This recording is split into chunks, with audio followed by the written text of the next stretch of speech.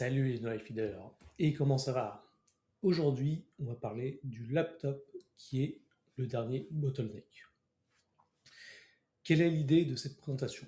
On part d'un constat assez simple. Au début, utiliser un agent de code dans un terminal est très confortable.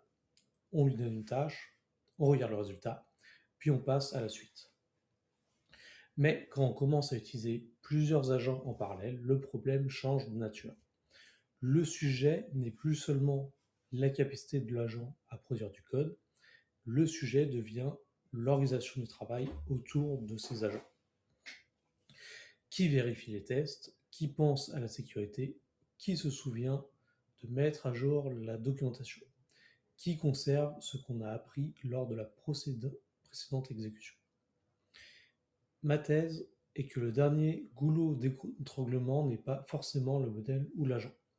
C'est le laptop parce que tout le processus, les outils et la mémoire restent enfermés dessus. L'objectif est donc de passer d'un agent personnel à un workflow explicite, puis à un runtime qui pourrait être partagé par une équipe. Donc, un seul agent de coding. Avec un seul agent, le fonctionnement est encore très humain. On demande une modification, on regarde le différentiel, on lance les tests auxquels on pense, puis on livre. Le développeur reste capable de garder l'ensemble du processus en tête. Le problème, c'est que cette checklist est invisible. Elle n'est écrite nulle part. Elle repose sur l'expérience du développeur, sur ses habitudes et parfois simplement sur sa mémoire du moment. Et quand je lis les tests auxquels on pense, c'est volontaire. Il existe souvent une différence entre le processus officiel et ce que nous faisons réellement dans la pratique. Avec un seul agent, cette différence reste encore gérable. La checklist tient dans une tête. Dès que plusieurs agents travaillent en parallèle, le rôle du développeur commence à changer. Un agent travaille sur l'API, un autre modifie la documentation, un troisième analyse les risques de sécurité. À première vue, cela semble être un gain de productivité. Mais le développeur devient progressivement le scheduler. Il doit savoir quel agent a terminé, ce qui a réellement été vérifié et ce qui reste à faire. Il doit se poser en permanence des questions comme qu'est-ce que l'analyse statique a exécuté sur cette branche? Est-ce que la documentation correspond encore au code? Est-ce que le problème découvert hier a été pris en compte aujourd'hui? Les agents peuvent être très compétents individuellement. Le problème est que le processus qui les coordonne reste personnel, implicite et augmente la capacité d'exécution, mais pas la capacité d'orchestration.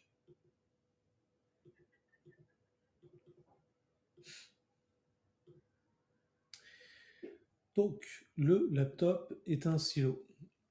Quand je dis que le laptop est un bottleneck, je ne parle pas uniquement de la puissance de calcul. Je parle d'un silo organisationnel. Le laptop contient l'identité du développeur, de ses accès. Il contient les credentials Git, les fichiers locaux et les secrets, mais il contient aussi la mémoire de travail. Les prompts, les conversations précédentes, les skills, les scripts de conversation du projet et les solutions trouvées lors de la précédent incident. Le laptop joue donc les deux rôles. Il est le runtime sur lequel les agents s'exécutent. Il est le silo dans lequel la connaissance reste enfermée. Si le développeur change de poste, quitte le projet ou simplement perd son environnement, une grande partie du processus disparaît avec lui.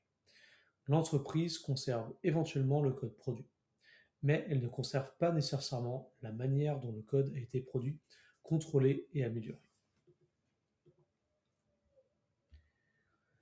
La réponse spontanée serait souvent de chercher un agent plus intelligent, le modèle plus puissant, un contexte plus grand ou un meilleur prompt. Mais le problème ici, ce n'est pas uniquement la qualité de l'intelligence, c'est l'absence de processus explicite. Au lieu de dire « je pense toujours à lancer des tests », on définit une étape appelée test, au lieu de supposer que quelqu'un vérifiera la sécurité. On crée alors une étape de type Security Review. Chaque étape possède un nom, des entrées, des sorties et un comportement en cas d'échec. On peut ensuite savoir exactement ce qui a été exécuté.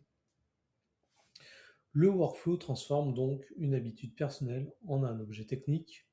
Il devient lisible, visionnable et discutable. On peut le revoir dans une pull request comme n'importe quelle autre partie du projet.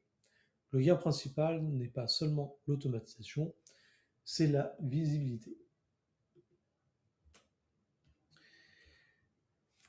Tout cela pour arriver sur Framework X. Donc l'idée, c'est de tester donc cette idée tant au travers du Framework X comme source de couche HTTP.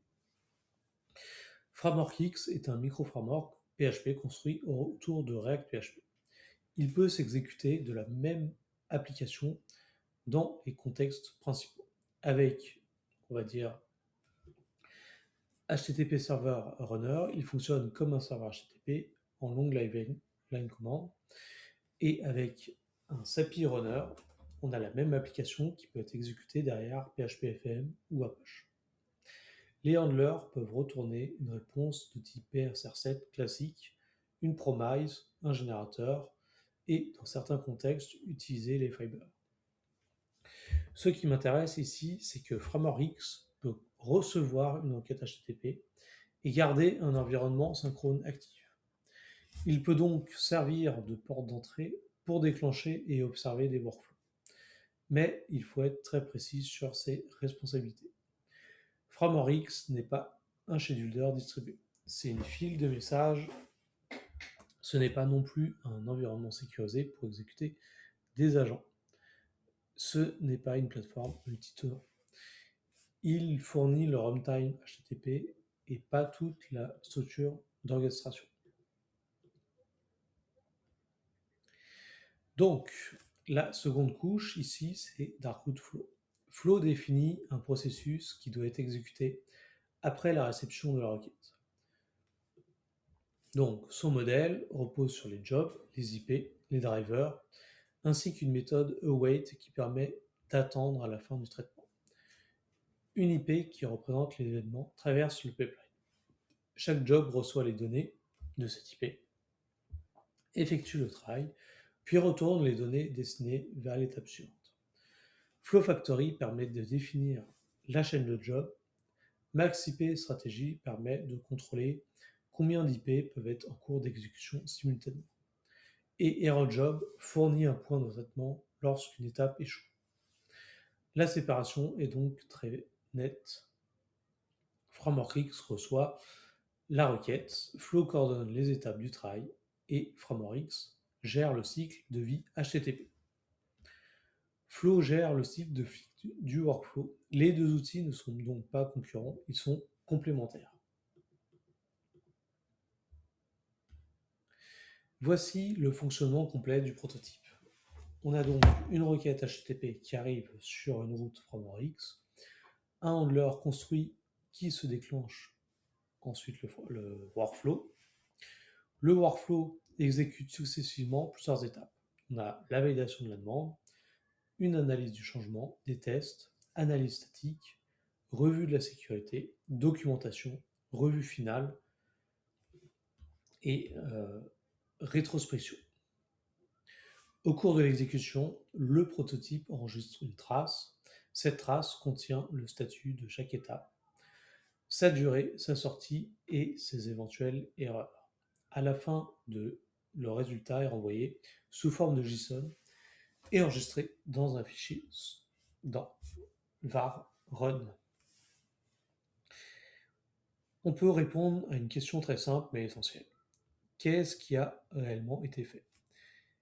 C'est l'un des avantages d'un workflow partagé. On ne dépend plus uniquement de ce que l'agent ou le développeur affirme avoir exécuté. Le prototype comprend également une expérience sur la concurrence.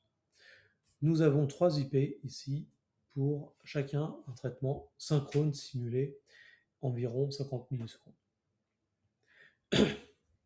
Avec MaxIP Stratégie, une seule IP peut être traitée à la fois. On peut donc approximativement avoir 3 fois la résolution d'un traitement individuel. Avec une stratégie autorisant 3 IP simultanés, 3 délais peuvent se chevaucher. La durée totale se rapproche alors de celle d'un seul délai. Dans l'expérience locale présentée dans l'article, on observe environ 152 millisecondes en séquentiel contre 50 millisecondes en concurrent, soit un facteur proche de 3. Ces valeurs ne construisent pas un benchmark scientifique, elles servent uniquement à visualiser le modèle d'exécution. Le point important est que l'asynchronisme ne rend pas automatiquement tout le code non bloquant. Si une étape appelle sleep, il utilise un client HTTP synchrone ou effectue un traitement lourd sur le système de fichiers. Elle bloque toujours le contrôle de boucle de React.php. Mettre le code bloquant dans une promise ne le rend pas asynchrone. La concurrence doit être conçue avec des opérations réellement bloquantes et non bloquantes indépendantes. La dernière étape du workflow est une rétrospective.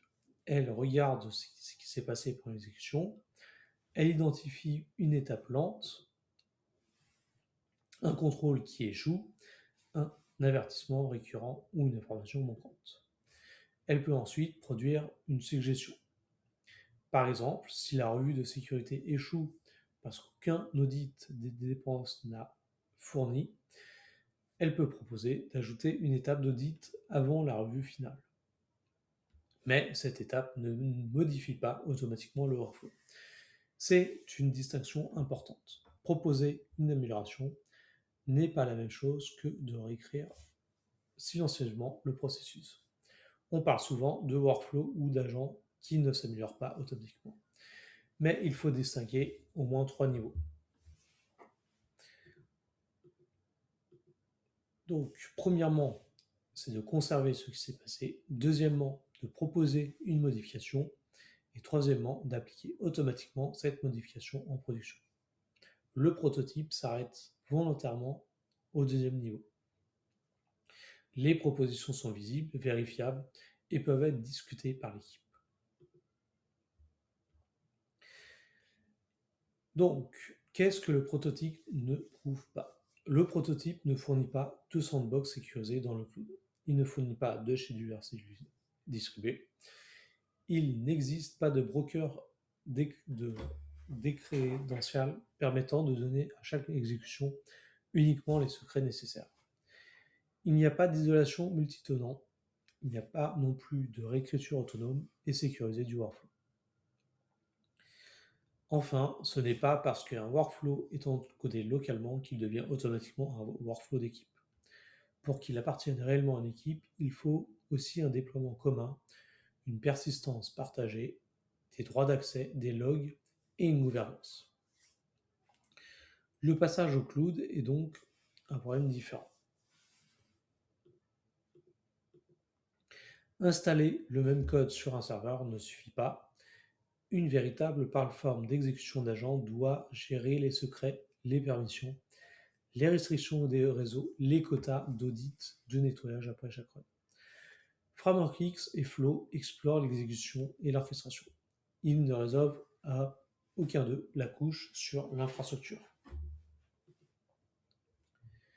Donc, pour conclure, les modèles vont changer, les agents vont changer, les interfaces vont elles aussi changer.